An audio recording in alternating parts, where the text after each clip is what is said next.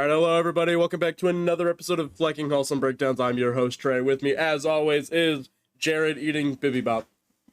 Bibimbap.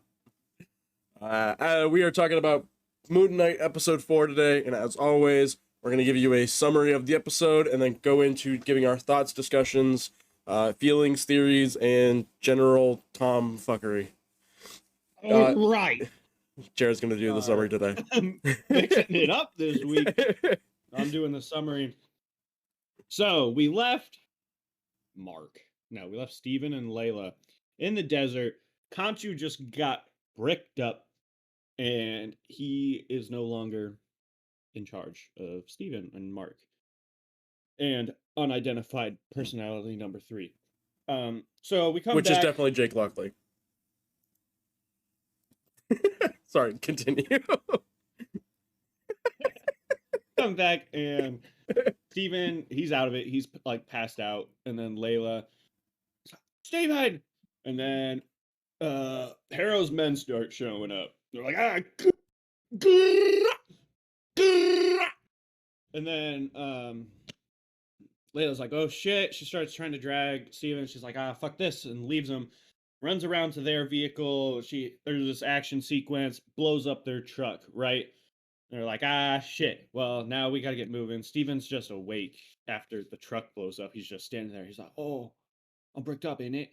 And then, Why is everybody bricked up in this episode? Well, Kanchi was literally turned to stone.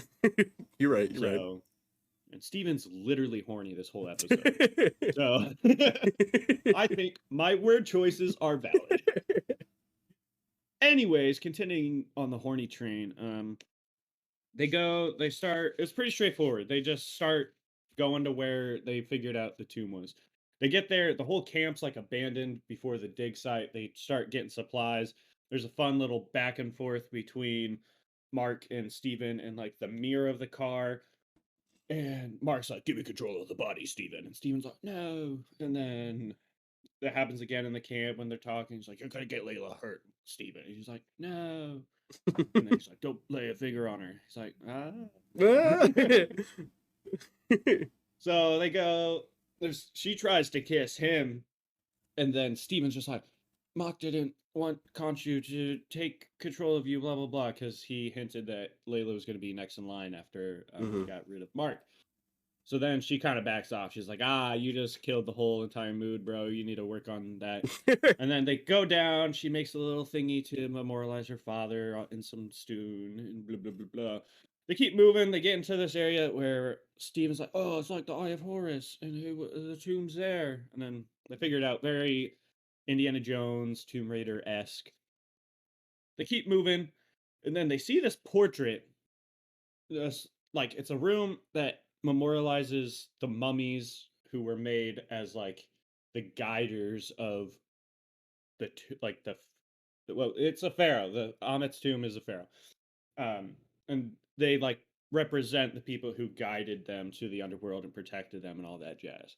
Well, there's one missing, and then they hear this and they're like, oh shit, I'm pretty sure. So then this fucking mummy comes, dude, right? And dragon, I think it's Billy Fitzgerald, one of the cops. I think it looked like him, but I don't think it was like really confirmed. But this mummy fucking puts this dude on this pedestal. Steven's hiding because he saw another area. He went up there while Layla stayed down. This mummy grabs this fucking embalming tool and just grabs like his liver or some shit, puts it in an embalming jar.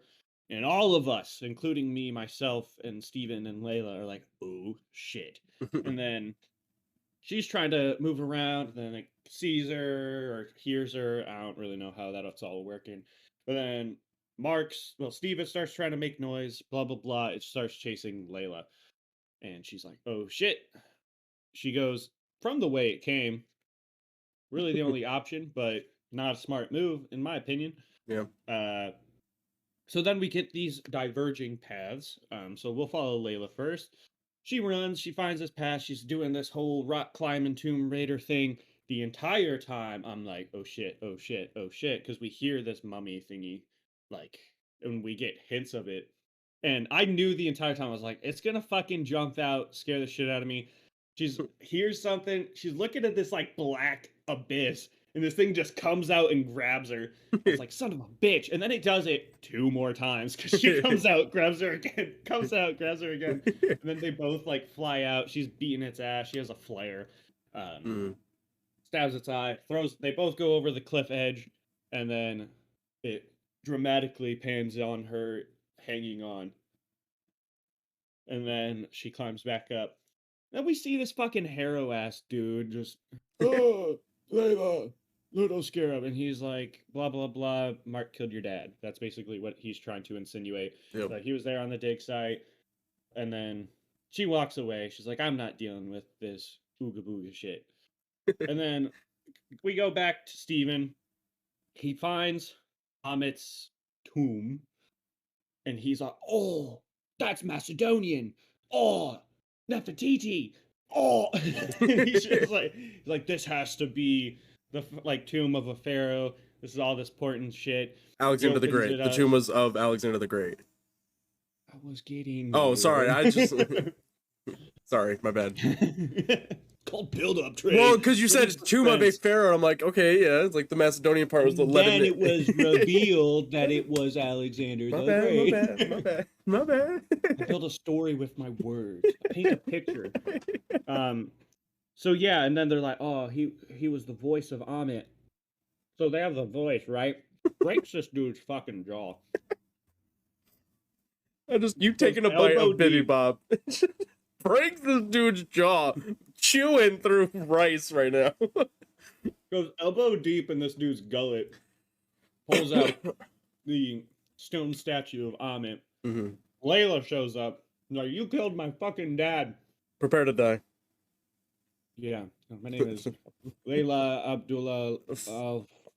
Fuli, yeah. Fuli. You killed my father. So then Mark talking to Steven in a reflection in the water, he's like, yo, let me take control. I got this shit. Then he's like, yeah, we have to leave. Get over that. And then he's like, I was there. My partner's the one who did it. He almost killed me. And that's like, I barely made it out alive. Just shit like that. And then Arrow and all of his men show up. He's like, Layla, hide.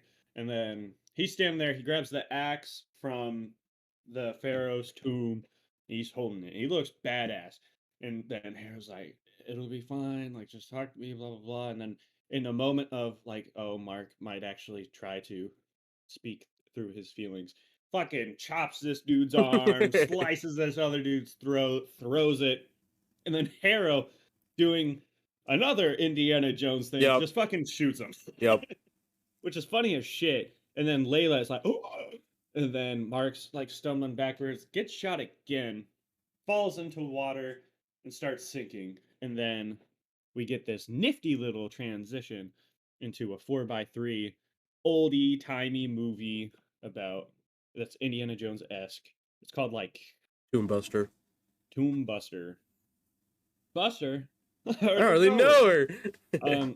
It's just this little sequence, and then it finally pulls out and reveals that Mark is in a mental institution. We see familiar faces. We see Donna holding a beetle that was from the museum plushie shop.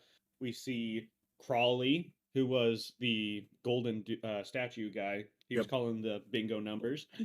We see Layla, but he's sitting and he's like, he's all catatonic. He's strapped to a wheelchair. And then he sees himself in like a reflection glass. He's like, Steven. And then he falls out. He has this little mile of Moonknight. Like, we're getting all these hints of shit. And then Billy puts him back in the shoes. Like, you gotta stop doing this, Mark. You're freaking everyone out. You're being really weird right now. Everyone's noticing. But then he ends up taking him to the head of this institution, and it's none other than Harrow. And like, Harrow's gaslighting the shit out of him. He's like, you're freaking out. And then Mark finally like comes to. He's like, you shot me.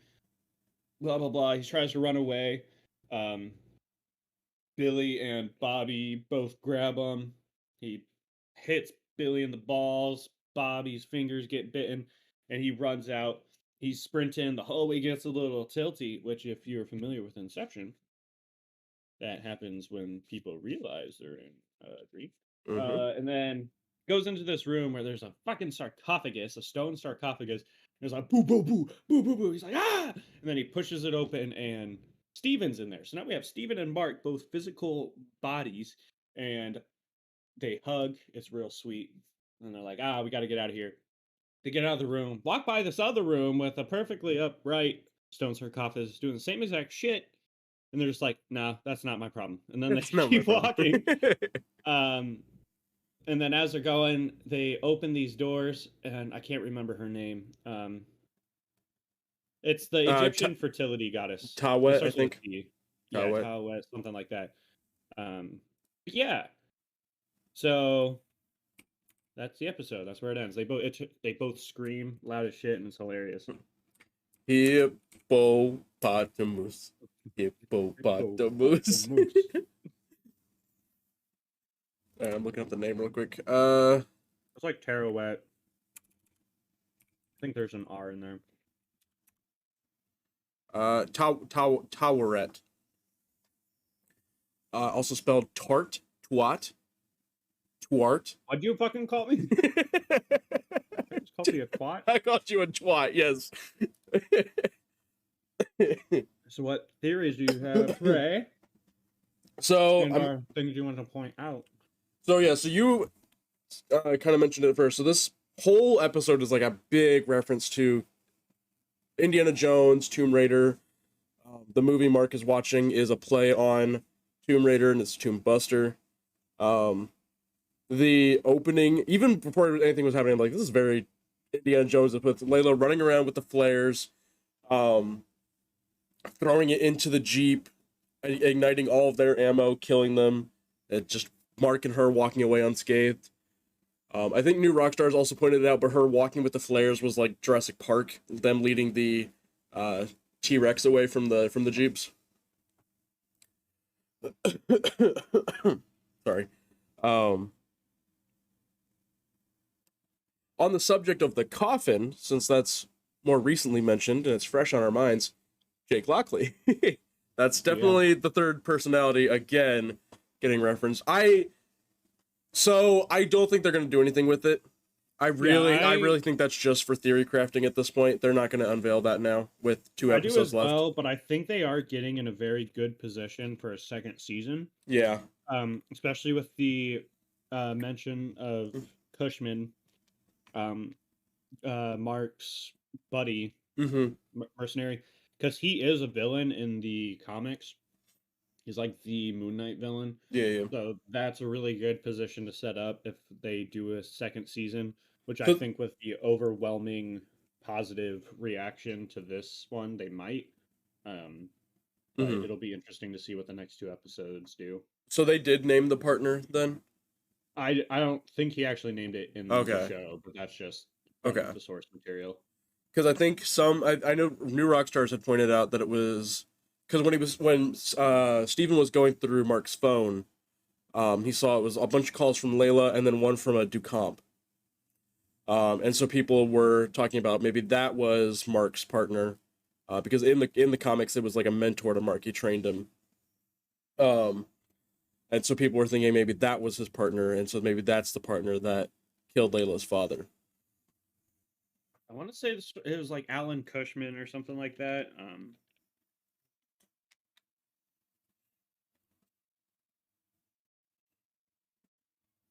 Because that was another thing people were looking at, is because Moonknight Twitter, Mark Cushman. No, that's not right. I don't know. I'll go back and watch that video again and find it at some point and let you know. But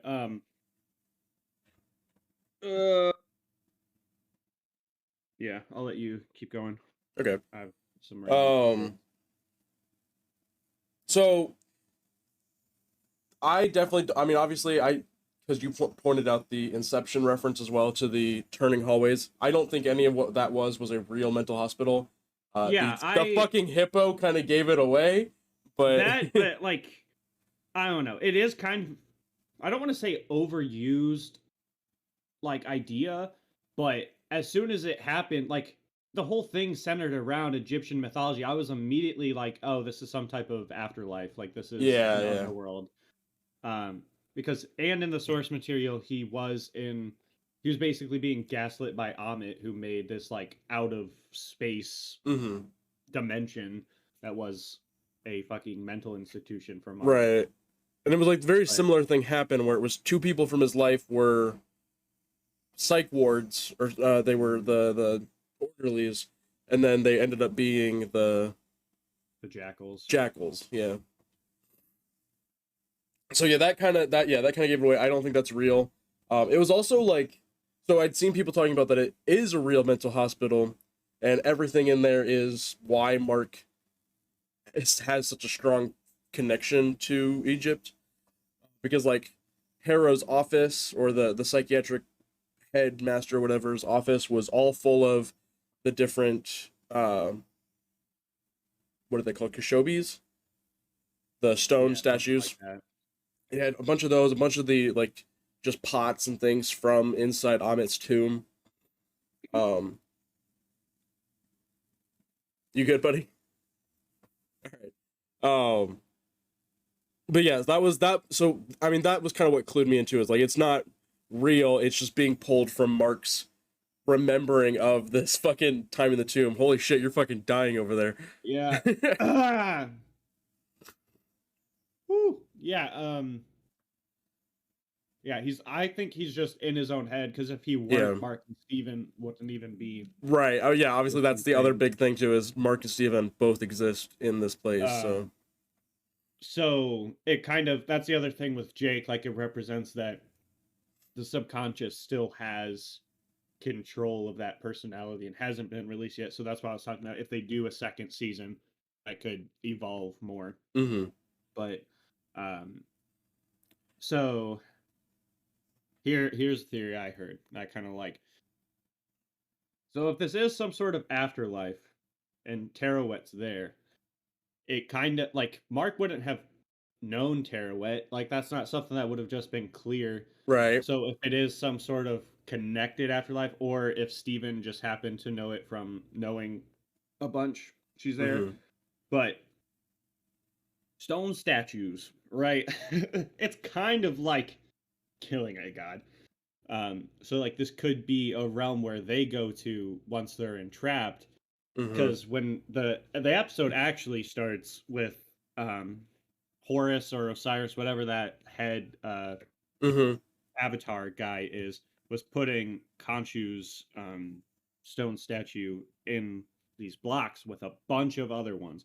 So Terawet could feasibly be one of them, because she wasn't at the meeting, so she doesn't have an avatar. They're saying that Terawet could potentially speak with Mark to get him to be her new avatar, just to get him healed and out of the underworld or wherever they are. Yeah. Which would be pretty legit, because then we'd have Hippo Night. Hippopotamus. Hippopotamus. So I thought that was pretty interesting, because obviously, like, she just said hi, and like a fertility goddess is gonna be a nice person, right? So it'll be interesting to see where that goes, because according to like the TV spots and everything, we should still see Mark at the mass like mercenary execution for that when Layla's dad died, because we see a shot of him with like Khonshu in the background. Oh, and, like, yeah. Khonshu statue, and like him getting the suit on. So unless that's some like Khonshu just got released and is getting back, but I think like they have to show. They've got to give us some origin. They got to give us a little bit. Yeah. So I think we can still expect that. We still haven't seen the shot of him falling out of the tower in Germany, so that's probably gonna get cut unless that's happening in like a big final battle. Well, that's what. Well, like I'm saying. Oh no! Episode, you mean when he already did? Okay. Filling in blank spots. Filling in Mark's spots when he took over, right? So I'm still holding out hope for that, but I think next episode will make it pretty clear. Oh, the next episode's setting up for him to find a way out. Yeah. So. That was the other thing too. So when he was trying to like get out of his chair or run for something, he was shackled to his chair and fell on his face, similar to when he was shackling himself to his bed. Yeah. So I thought that was Valid. interesting. But we haven't had any bingo in the show before then. It's true. Yeah, bingo So wasn't that's what new. I'm saying. Also, He called Crawley. D22 and Twitter Moonknight, they posted a bingo card Mhm. that didn't have that number on it. So now people are trying to figure out what that means. So yeah, so it was like, because it was, the numbers were wrong for what a typical bingo card is, because I think it's like 1 through like 10, and then 10 11 through something for each letter. But also at one point Crowley said T16. Oh, did he? I didn't catch that. Yeah, because I caught that too and I didn't realize it, and I just let it go, and then it was like I think it was New Rockstars pointed it out, and was like, oh yeah, he did say T16. Like I heard that. So yeah, I don't know. Everything before that was just pretty straightforward. Mm-hmm. Finding the tomb and all that.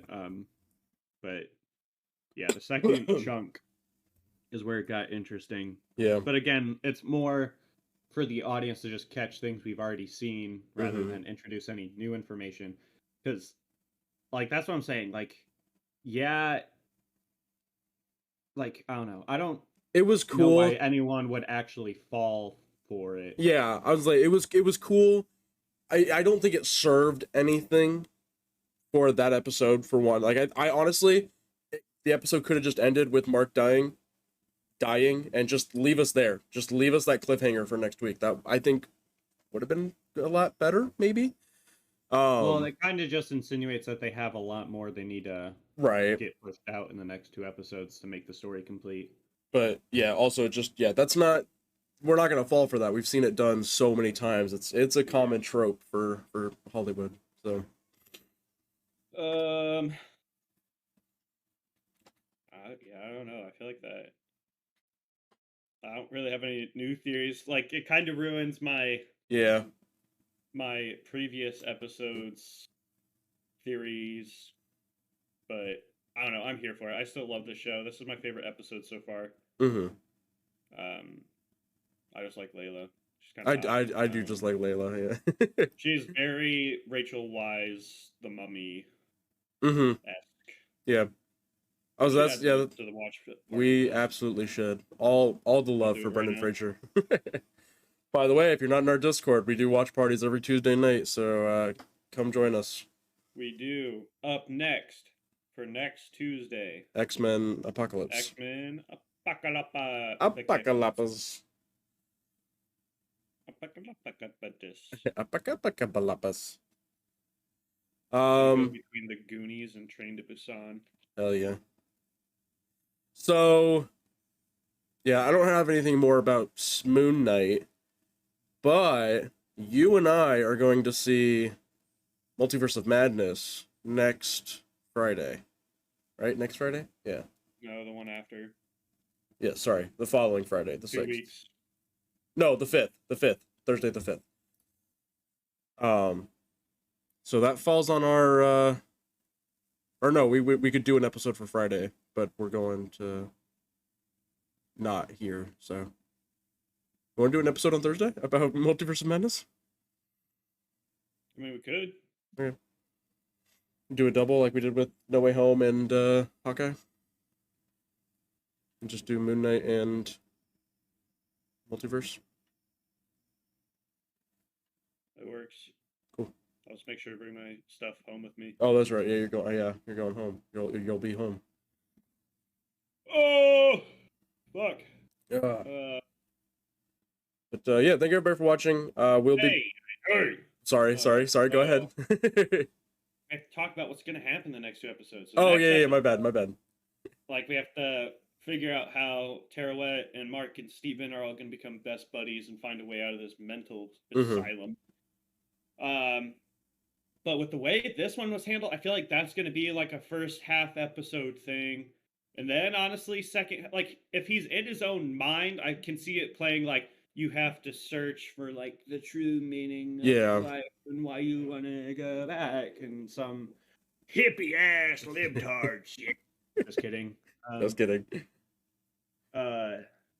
Yeah, I think And once then like he comes back in this like glorious resurrection glorious purpose. 3 days later. And then the final episode will just because like I don't know. Like the whole like Harrow is the antagonist. Like they Mhm. need to stop Harrow. They need to stop Harrow from releasing Amit. So the goal is to stop the release of Amit. I'm not gonna like what happens no matter what. I can tell you that right now. Because it's either gonna be last episode, they stop Harrow from releasing Amit, and it's like, oh, All right. cool, like you did your job. Or they're gonna release Amit and then somehow encapsulate her again in the same episode, and that's Yeah. gonna be just as disappointing. Mhm. Or they're gonna release Amit, be like, ah, fuck, we at least stopped Harrow, and then like leave it on a cliffhanger and just be like Moonknight season 2, and then I'm gonna be even pissed again. So no matter what, I'm gonna be upset with the ending. Still gonna like the show. I can just feel that I'm not gonna like how it ends. I agree. I think one more episode. Just give us 2 episodes of them fighting Amit. Would be fine. Disney, Kevin, baby. Stop Kevin, doing honey, Kevin, sweetheart. Make it 10 episodes. You know you got the budget. make it stop with the 6 episodes. Honestly, make it 12.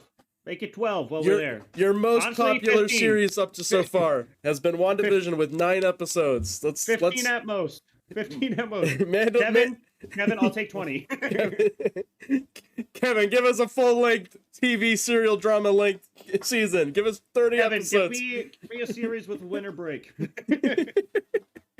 I musical episode, Kevin. I want a Christmas, Halloween, and Thanksgiving special.